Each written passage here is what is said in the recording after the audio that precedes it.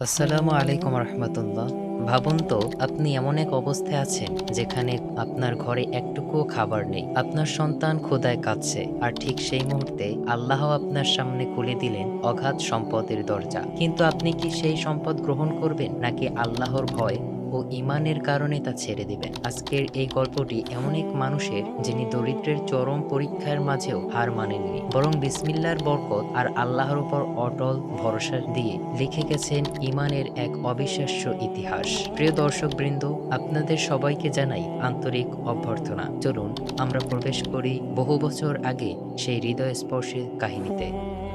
এক সুজলা সুফলা জনপদে এক অতি দরিদ্র কাঠুরিয়া জীবন অতিবাহিত করত। তার জীর্ণ কুঁড়ে ঘরটি তার সঙ্গী ছিল কেবল তার সহধর্মিণী ও একটি প্রিয় সন্তান। লোকটির জীবন ছিল নিরন্তর প্রতিকূলতা আর লড়াইয়ে ঘেরা। পাখিরা ডানা মেলার আগেই ভোরের স্নিগ্ধ আলো ফোটার সাথে সাথেই তার কর্মব্যস্ত দিন শুরু হতো। তার একমাত্র উপার্জনের অস্ত্র ছিল একটি পুরনো এবং ভোঁতা হয়ে যাওয়া কুড়াল। সেই কুড়ালটি সম্বল করে সে মাইলের পর মাইল দুর্গম পথ পাড়ি দিয়ে গহীন অরণ্যে প্রবেশ করত। দিনভর অমানুষিক খাটাখাটুনির পর শুকনো ডালপালা জোগাড় করে সেগুলোর বোঝা মাথায় নিয়ে সে লোকালয় বা বাজারে ফিরত। সেই কাঠ বিক্রির সামান্য অর্থ দিয়ে দিন শেষে পরিবারের জন্য ন্যূনতম আহার জোগাড় করাটাই ছিল জীবনের অন্যতম বড় সংগ্রাম। অভাবের কঠোর কষাঘাত সত্ত্বেও সেই কাঠুরিয়া অভাবে কখনো বিষণ্ণতার ছায়া পরিলক্ষিত হতো না।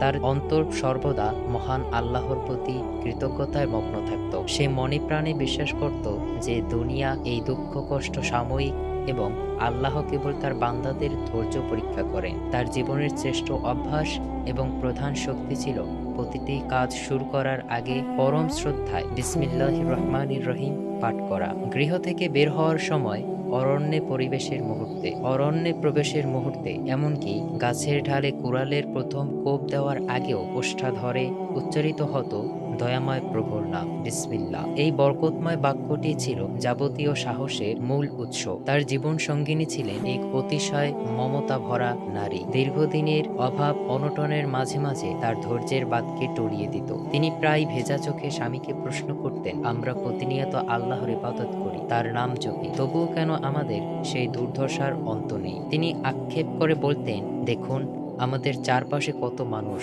এই দুর্দশার অন্ত নেই। কোনো নিয়ম নীতি না মেনেও কত বিলাসিতা ও সুখের দিন কাটাচ্ছে। কাঠুরিয়া তখন অত্যন্ত স্নিগ্ধ কণ্ঠে স্ত্রীর কাঁধে হাত রেখে বলতে, হে আমার প্রিয়তমা, তুমি ভেঙে পড়ো না। মহান আল্লাহ আমাদের প্রতিটি অবস্থায় সর্বক্ষণ আছেন। তিনি কখনো তার কোনো বান্দার উপর সাধ্যের অতীত বোঝা অর্পণ করেন না। সম্ভবত তিনি আল্লাহর ধৈর্য আর নিষ্ঠার পরীক্ষা নিচ্ছেন। তুমি কেবল সেই মহান সত্তার উপর অবিচল আস্থা রাখো, যিনি নিরেট পাথরের ভেতর থাকা ক্ষুদ্র পতঙ্গকেও রিজিক দান করেন। নিশ্চিত যেন একদিন তিনি আমাদের জন্য এমন কোনো পথ খুলে দেবেন যা আমাদের কল্পনারও অতীত। পরদিন সকালের চিত্রটি ছিল আরো বেশি হৃদয় বিদারক। গত রাত থেকে ঘরে এক দানা অন্ন অবশিষ্ট ছিল না। ফলে ক্ষুধার যন্ত্রণায় ছোট শিশুটি মা মা করে করুণ আর্তনাদ শুরু করলো। সন্তানের এই বেকুলতা দেখে মায়ের চোখ দিয়ে অবিরাম অশ্রু ঝরছিল। এই দৃশ্য দেখে কাঠুরিয়ার বুকটা হাহাকার করে উঠল। প্রিয়তমা স্ত্রীকে সান্ত্বনা দেওয়ার মতো কোনো শব্দ সেদিন তার জানা ছিল না। সে কেবল মৃদুস্বরে বলল, আমি আমার মহিয়ান মালিকের নাম সম্বল করে যাত্রা করেছি।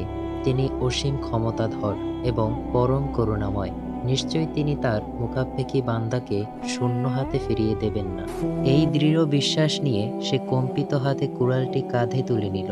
অশ্রু ভেজা চোখে এবং গভীর ঈমানের সাথে বিসমিল্লাহ পাঠ শুরু করে এক অনিশ্চিত ভবিষ্যতের উদ্দেশ্যে সে ঘর থেকে পা বাড়ালো। কাঠুরিয়া তার চিরচেনা পথ ধরে অরণ্যের দিকে এগিয়ে চলল, কিন্তু চরণে ছিল মন্তর গতি। তার ভরাক্রান্ত হৃদয়ে বারবার ভেসে উঠছিল ক্ষুধার্ত সন্তানের মুখ আর সহধর্মিণীর সজল নয়ন। সে মনে মনে প্রতিজ্ঞা করল, আজ যে কোনো মূল্যে তাকে অধিক পরিমাণে কাঠ সংগ্রহ করতে হবে, যাতে অত্যন্ত কয়েক দিনের আহারের সংস্থান হয়। এই তাড়না থেকেই সে এক নতুন সংকল্প গ্রহণ করল। প্রতিদিন তো বনের সম্মুখ ভাগ থেকেই কাঠ সংগ্রহ করি, সেখানে বড় বৃক্ষের বড়ই অভাব। আজ বনের আরো গভীরে প্রবেশ করব, সেখানে মানুষের পদচারণা নেই বললেই চলে। সেখানে নিশ্চিতভাবেই উন্নত মানের শুকনো কাঠের সন্ধান পাওয়া যাবে। এই দৃঢ় প্রত্যয় নিয়ে সে পরিচিত সীমানা ছাড়িয়ে এক দুর্গম ও নিবিড় অরণ্যের উঠছিল। এক নিমেষের জন্য তার অন্তর ভয়ে এক শীতল শিহরণ বয়ে গেল, কিন্তু পরক্ষণেই সে মহান রবের পবিত্র নাম বিসমিল্লাহ স্মরণ করল। এই বরকতময় শব্দটি উচ্চারণের সাথে সাথেই তার মনের সমস্ত জড়তা কেটে গেল এবং এক পার্থিব সাহসে বুকটা ভরে উঠল। দীর্ঘক্ষণ পথ চলার পর যখন সে ক্লান্তিতে অবসন্ন এবং প্রায় নিরাশ হয়ে পড়েছিল, তখন তার দৃষ্টিগোচর হলো এক বিশাল প্রাচীন মহিরুহ। বৃক্ষটা এতটাই বিশালাকার ছিল যে তার শাখা প্রশাখা চতুর্দিকে দিগন্ত বিস্তৃত হয়ে ওঠে। সবচেয়ে বিস্ময়কর ব্যাপার ছিল গাছটির একটি অত্যন্ত স্থূল ডাল সম্পূর্ণ শুষ্ক ও মৃতপ্রায় হয়ে ঝরেছিল, যা দূর থেকেই স্পষ্ট বোঝা যাচ্ছিল।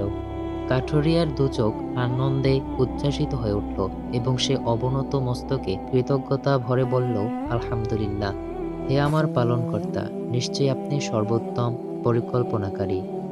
সে কাঁধ থেকে কুড়ালটি নামিয়ে কোমরে থাকা গামছা দিয়ে কপালের ঘাম মুছে নিল।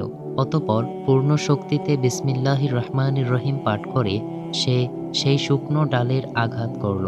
কুড়ালটি জরাজীর্ণ এবং ভোঁতা হওয়ায় কারণে প্রথম কয়েকবার আঘাতে বিশেষ কোনো ফল পাওয়া গেল না, কিন্তু সে দমে গেল না, বরং ইমানি শক্তিতে উদ্দীপ্ত হয়ে একের পর এক কোপ বসাতে লাগলো।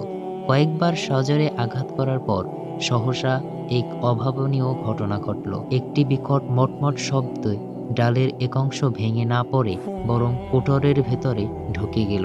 সেই বিদীর্ণ অংশ দিয়ে ঝর্ণার ধারার মতো ঝরঝর করে অজস্র বস্তু নিচের দিকে পড়তে শুরু করলো। প্রথমে কাটুরিয়া ভাবল এগুলো হয়তো বৃক্ষভন্তরের সঞ্চিত জলরাশি বা কীটপতঙ্গ হবে, কিন্তু যখন সেই বস্তুগুলো মাটিতে পড়ে সূর্যের কিরণ ঝলমল হয়ে উঠল, তখন বিস্ময়ে তার শ্বাসরুদ্ধ হয়ে উপক্রম হলো।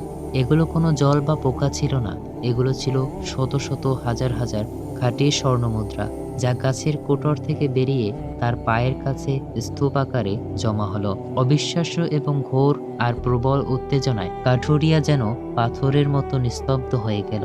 সে নিজের দৃষ্টিকেও বিশ্বাস করতে পারছিল না।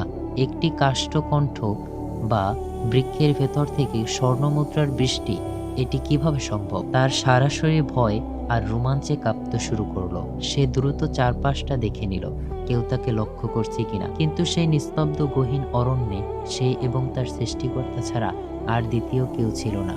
স্বর্ণমুদ্রার সেই পাহাড়ের দিকে তাকিয়ে তার মনে হলো সে কোনো স্বপ্ন দেখছে। মুহূর্তের জন্য কাঠুরিয়ার মনে হলো এটি বোধহয় স্বয়ং আল্লাহর পক্ষ থেকে তার হৃদয়ের প্রতিফলন।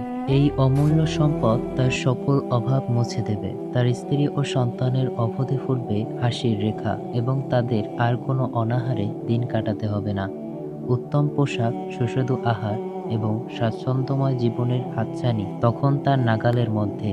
অজান্তেই লোভের এক হিমশিমতার প্রবাহে তার শিরা উপশিরায় বইতে শুরু করলো। সে যখন কম্পিত হস্তে সেই মুদ্রাগুলো স্পর্শ করতে গেল, মুদ্রার শীতল পরশ হওয়ার মাত্রই তার সমগ্র সত্তা কেঁপে উঠল। কিন্তু ঠিক সেই মাহেন্দ্রক্ষণে তার অবদমিত ঈমানী চেতনা জাগ্রত হলো। সে সত্তা তাকে আজীবন আল্লাহর পথে অবিচল রেখেছে। সেই বিবেক তাকে তীব্রভাবে ধমক দিতে লাগলো। তার বিবেক তাকে প্রশ্নবিদ্ধ করতে লাগলো, হে আল্লাহর বান্দা, তুমি কি করতে যাচ্ছ? এই সম্পদ কি প্রকৃতপক্ষে তোমার? তুমি তো এখানে কেবল কাঠ সংগ্রহ করতে এসেছিলে। এই স্বর্ণমুদ্রাগুলো তো তোমার শ্রমের ফসল নয়। এভাবে কাঠুরিয়ার মন তখন এক জটিল রণক্ষেত্রে পরিণত হলো। বিবেক তাকে শাসালো, তুমি কি অবৈধ পন্থে সম্পদ উপার্জন করে তোমার সন্তানকে লালন পালন করবে? যে মুখ দিয়ে তুমি পবিত্র বিসমিল্লাহ উচ্চারণ করো, সেই মুখের কি কোনো দাম নেই? সেই অন্তর্বর্তী লড়াই তাকে প্রায় দিশেহারা করে ফেলল। সে বিধ্বস্ত হয়ে মাটিতে বসে পড়ল এবং দুই হাতে মাথা চেপে ধরল, আর দু চোখ বেয়ে টপ টপ করে অশ্রু ঝরতে লাগলো। আকুল হয়ে সে আল্লাহর কাছে ফরিয়াদ জানালো, হে আমার রব, হে আমার হৃদয়ের প্রলোভন, হে হৃদয়ের পরিবর্তনকারী, আমার অন্তরকে আপনার দিনের উপর অবিচল রাখুন এবং শয়তানের প্রলোভন থেকে আমাকে রক্ষা করুন। দীর্ঘদিন নিজের সাথে এই মানসিক যুদ্ধের পর অবশেষে তার ঈমানের জয় হলো। সে সিদ্ধান্ত নিল, আমার মালিক যদি আমাকে সম্পদশালী করতে চান, তবে তিনি আমাকে হালাল পথেই রিজিক দান করবেন। আমার এই অবৈধ সম্পদের কোনো প্রয়োজন নেই।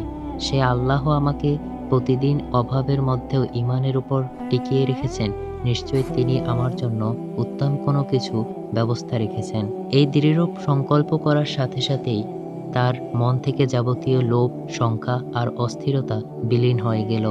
এক অপার্থিব প্রশান্তি তার হৃদয়কে আচ্ছন্ন করল।